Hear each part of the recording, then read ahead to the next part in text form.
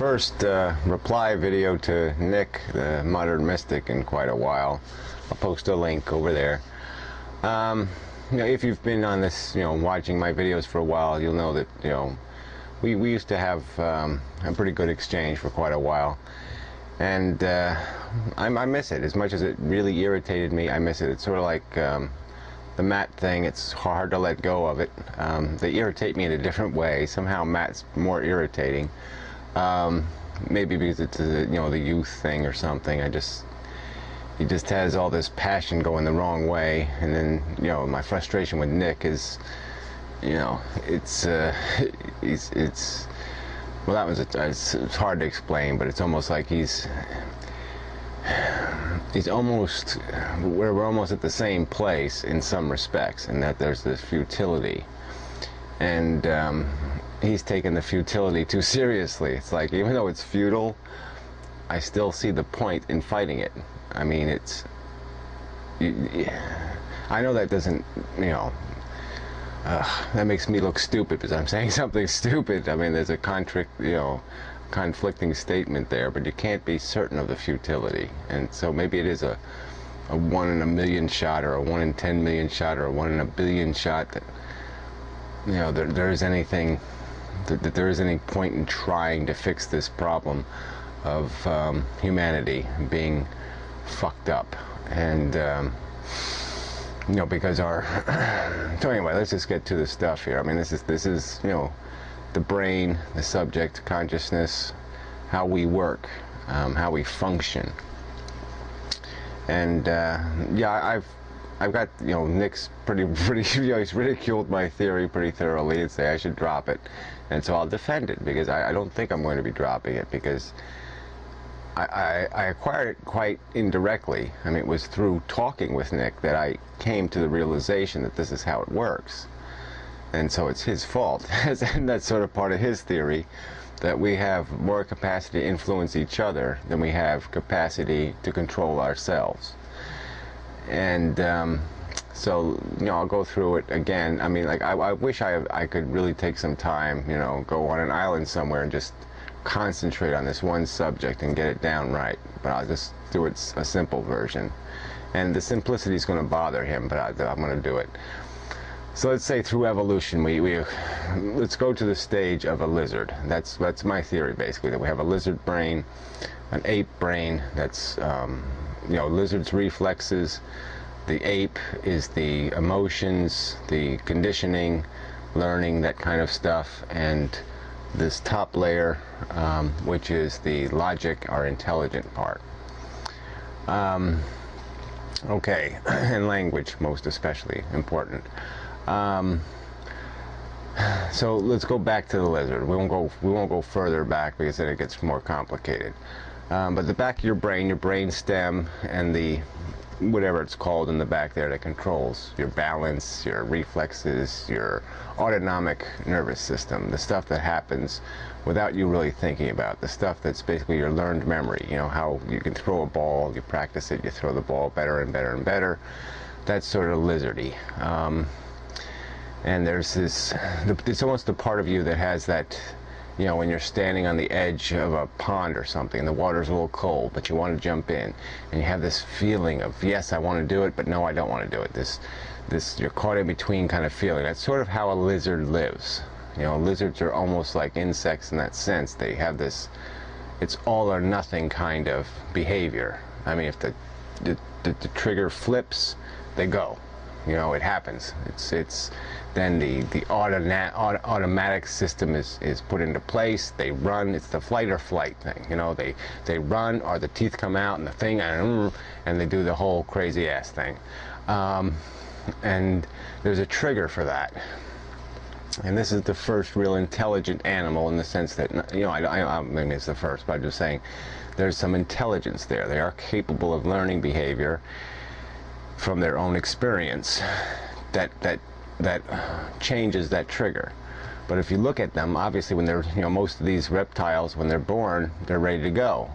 Mothers don't sit there and give them, training, or they don't go to school. They don't, there's not a substantial amount of learning going on. And so when they're born, they all have the programmings already in there. And but what they're, you know, so they have an intelligence, and that intelligence has to make a decision. And you can see that the decision is never, you can see that anticipation, that that uncertainty, you know, where the trigger's getting close, but it just isn't quite there, and it's just right on the brink. And so how is that decision made? How is the trigger set off? And then they go into a new mode, you know. And I guess I would theorize that this feedback thing, you know, that there's you know, Nick pointed out that information stream, just as our consciousness, there's this stream of information, of thought and emotion that just flies through us, or either way, cross, this way, that way, as he says, doesn't matter. It goes through us. And so the lizard has that. Okay, he doesn't have the ape and he doesn't have the intelligence. He just has but he has the flow. And the flow is going through, and as the flow goes through its consciousness, it's going back in again. And so as it goes through consciousness, it's picking up what the senses are receiving. So it's getting, so maybe it hears a little sound, and so the little sound comes back up through, and then the sound is a little louder, and so a little more sound is added the next trip through. And so the character of this thing that's flowing is getting changed as the senses are changing it. And so it's refining the flow. And then eventually there is enough of a trigger, enough of a sensation, a little itch in its tail, a little feeling in its back leg, some other little thing, and all of a sudden the trigger goes off and it says, I better get the hell out of here, and so it runs. And so that's how the trigger is set off, is that the flow is cycling through, more information is being added through the senses, and there's a little speck of that extra little bit that'll strengthen one little part of that flow, and once it has that strength, that pulls the trigger and the animal goes into act mode. Alright, so now we have evolution. And so evolution creates an animal. Now let's go up to the mammal or the ape. And it adds this extra brain, these extra brain features. Okay, they're pretty similar to ours, but we don't really have an extra feature, we just have an expanded feature. But anyway, so there's these extra components added to the brain. Okay, this most substantially this cortex, this ripply brainy thing, and that's probably where the feedback is going. That's probably where the information stream is hitting it and bouncing back, hitting it, bouncing back. So if you want to look at it that way, that's sort of what the cortex is doing. It's the end point that throws the information back into the feedback loop. And so as much as it feels like it is going through us, it isn't really going through us. It's bouncing, echoing off the cortex and bouncing back in as the cortex modifies it. All right, but anyway, let's not get too complicated. Yeah, let's move faster, running out of time. All right, so we have this mammal brain now. Now we're getting into some much more complex learning. So this brain has storage. That's what this cortex is great at. It's storing information. So it has all this stored memory, huge amounts of stored memory, huge amounts of stored experience. Okay, something a lizard doesn't have. It doesn't have a long memory. It lives in the moment, period, pretty much. No memory. We have this huge volume of it.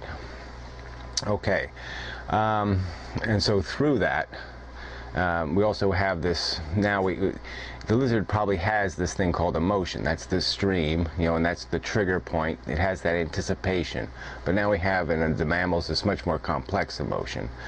And so in the early maturation of the mammal, the early development where it's doing this learning, what it's doing is applying emotion to experience.